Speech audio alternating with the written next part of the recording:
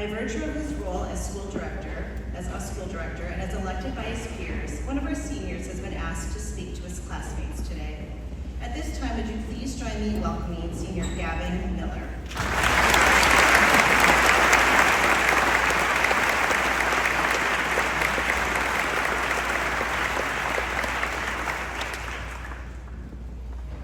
Good afternoon, and thank you for joining us as we celebrate Xavier's graduating class of 2025.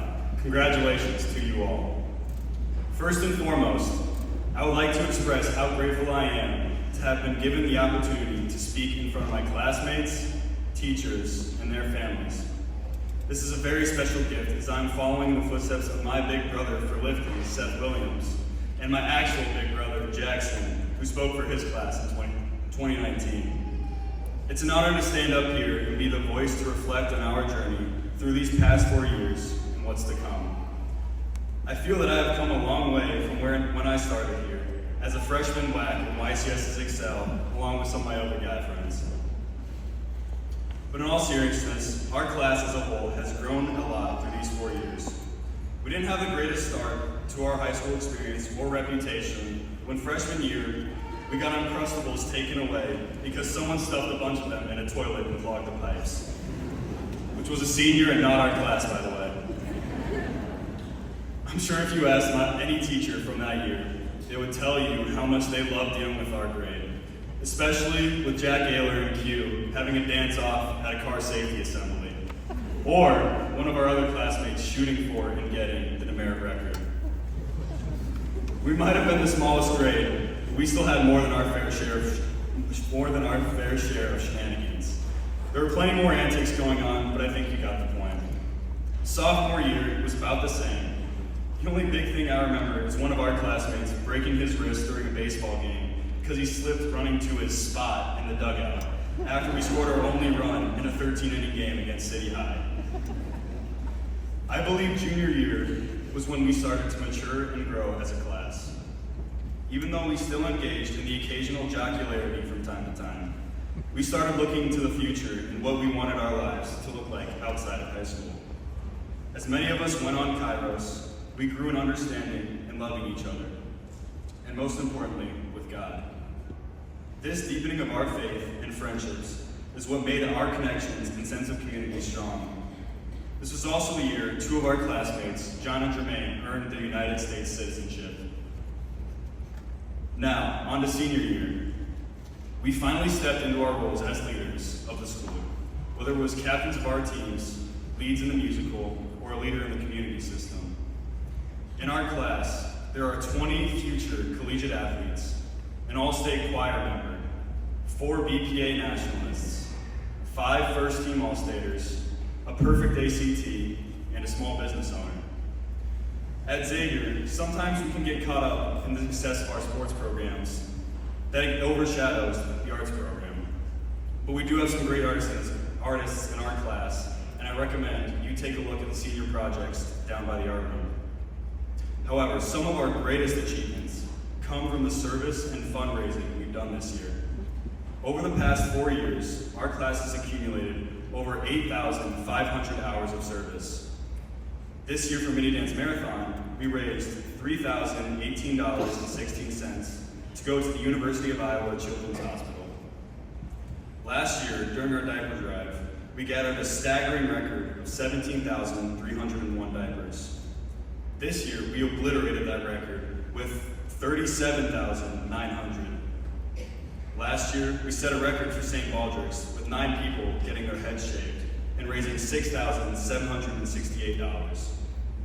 And this year, we smashed that record again with 17 shavees and $11,684 raised for the fundraising of research and treatments for children with cancer. And I'd like to give a shout out to Colin Miller, who was the biggest growing factor in the St. Baldrick's fundraiser and shaving his head all 4 years. Your contribution and effort has changed the lives of many. These achievements are outstanding, and we should be proud of them. But I believe our community of love and support is what defines our class. Like how while Benny Johnquist was at the University of Iowa after his bone marrow transplant, our student section wore gold, hung a Brave for Benny sign in the student section, and followed the tradition at Kinnick and did the wave to show Benny that the Xavier community would always be there for support.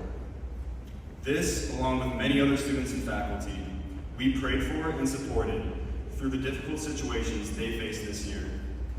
This is a true testament to the loving, supportive community we belong to. Next, I would like to thank a few people on behalf of all of us students who helped us arrive to this moment here today.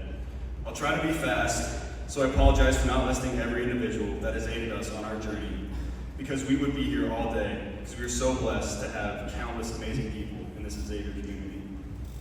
First, I would like to thank all our parents, families, and loved ones who sacrificed their time, efforts, and money to send us to Xavier. They recognize the importance of a Catholic education and the value of being able to learn and openly express our faith in an academic setting. We are truly blessed to learn and grow in this exceptional environment.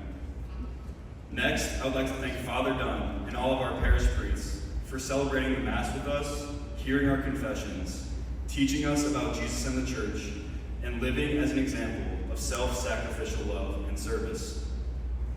Thank you to Xavier's administration, who have pushed us toward our mission statement, to form disciples unafraid to follow Christ. Thank you to all of the Xavier teachers who choose to make sacrifices daily to teach students the importance of prayer and a relationship with Christ. We are so grateful for the genuine care you have for your students' well-being.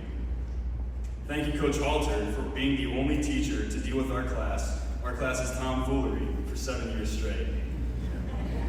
But actually, thank you. Your coaching has helped me in pushing myself and being willing to serve others. Thank you to Coach Murray and my Servo Fiedum group. I couldn't ask for a better group of guys to lean on when I needed. Thank you to all of the Xavier community leaders for fostering a place of true community and faith, especially to Ava, Taylor, and Gunnar. You three have made being a school director so much fun, and I'm truly lucky to have you all by my side. Thank you to Mrs. Ireland for your hard work and dedication that you put into the community system. It does not go unnoticed. Thank you to Ms. Banker and Mrs. Richmond in campus ministry, as well as my fellow K-53 leaders. Because of you, I have discovered and learned to love my faith and feel empowered to spread that to others, which is a gift I could have never imagined to be so fruitful. And last, but certainly not least, I would like to show our appreciation for Coach Lilly.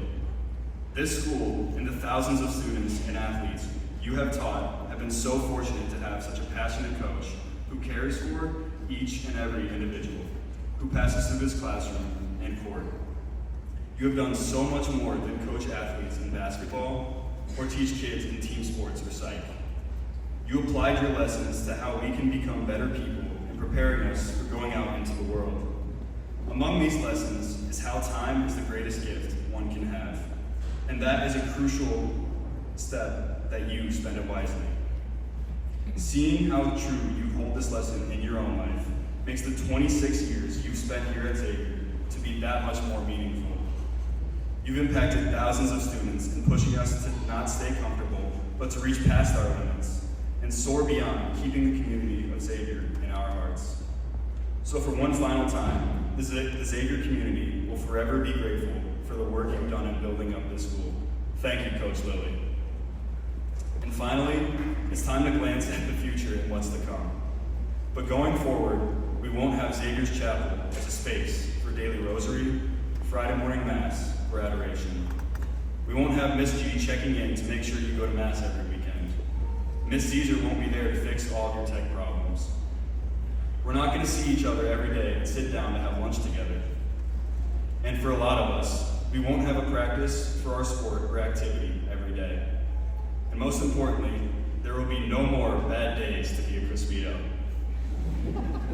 Our schedules and lives are going to change, but with all these doors closing, we're opening a new window. We are about to be open to so many opportunities to try new things, as well as growing in and spreading our faith. We are going to be surrounded by new people with different backgrounds to meet and to become friends with. We have a chance to try new things or to travel the world to see new sights. For those going to college, you can go out to find the Newman Center or parish on campus and meet the Focus missionaries to keep the light of our faith alive. Xavier has prepared us and is now sending us out to spread Christ's love into the world. The love that calls us to feed the hungry, give shelter to the homeless, and to offer our sufferings to God. The love that is so great that Jesus was willing to be humiliated, tortured, and crucified so that you and I may rest in eternal life with him. So we may be leaving this building, but we will be carrying Xavier with us wherever we go. Thank you, saints.